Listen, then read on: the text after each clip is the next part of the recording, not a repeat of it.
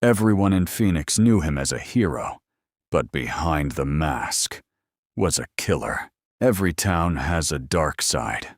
Somewhere under the sunlight, behind the smiles, something evil waits.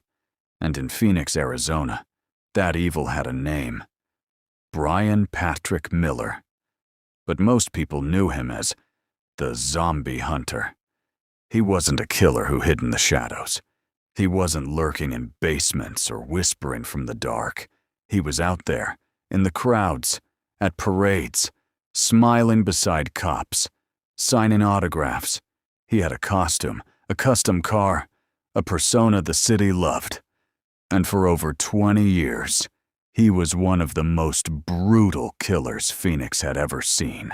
To understand how this monster was made, you have to go back. Before the fame, before the mask, before the fans who cheered for the Zombie Hunter. Back to 1989, a quiet May morning. Phoenix, a 24-year-old woman named Celeste Bentley steps off a city bus, heading to work.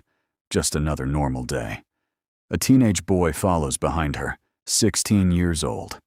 She notices him for a moment. Just enough to forget him, until she feels a shove from behind. She turns, confused, reaches basic, and her hand comes away, dripping with blood. He had stabbed her, without a word, without hesitation. The blade missed her spine by an inch, 1 inch between life and death. Miller was caught, pleaded guilty to aggravated assault, juvenile detention until 18. It should have ended there. But it was only the beginning. While he was locked up, his mother searched his room. What she found chilled her to the core: a handwritten document titled Plan. This wasn't random teenage anger. It was organized, methodical, step by step. He wrote how he would find a woman, abduct her, restrain her, assault her, kill her, dismember her. He was 16, and later he would do exactly that. When he was released, even his own mother refused to let him come home. She told police, "I'm afraid of my own son." At 18, Brian Miller was free. That document went into a file, and nobody ever looked at it again. 2 years later, 1992, 13-year-old Brandy Myers left home to collect books for a school drive. She was kind, trusting, innocent.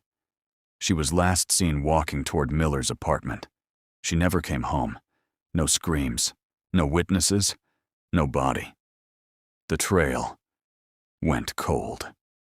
Months later, neighbors complained about a foul odor from Miller's place. They went inside and cleaned it, without asking questions. They had no idea what they were erasing.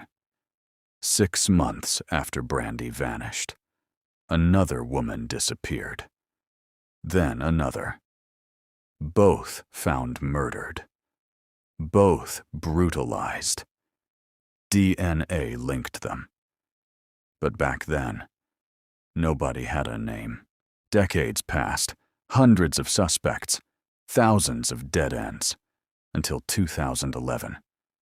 A detective reopened the case and used something new: genetic genealogy. By tracing DNA through family trees, they found a match. The name that came back? Brian Patrick Miller. But by then, he wasn't hiding. He'd built a whole persona: the Zombie Hunter, custom police car, fake blood, zombie props. He posed for photos with cops, smiled with kids. A man loved by the city, even as his past lay buried in blood. Detectives searched his home. Inside, chaos, madness, and on his fridge, a photograph, a real human head, decapitated, displayed like art. To arrest him, they needed DNA, so they set a trap. A fake job interview at a restaurant. He took the bait, had a drink. They kept the glass, tested it, and 11 days later, the match came back. It was him. After more than 20 years, Phoenix's zombie hunter was caught. In court, his lawyers pleaded insanity, said trauma made him unaware of his actions. But prosecutors had one answer. His memory vanished only when it saved him. Guilty. On all counts, sentenced to death. From his cell, he still writes about masks, about being misunderstood, about how people created a monster. But he never writes about the real monsters, the ones he made, the lives he took. And the legacy? This was the first case ever solved with genetic genealogy, a new kind of justice that would go on to catch killers all over the world. Because somewhere, right now, another cold case waits. And another killer thinks they got away. But they haven't. Not anymore. Every town has a dark side. Maybe next time, it's yours.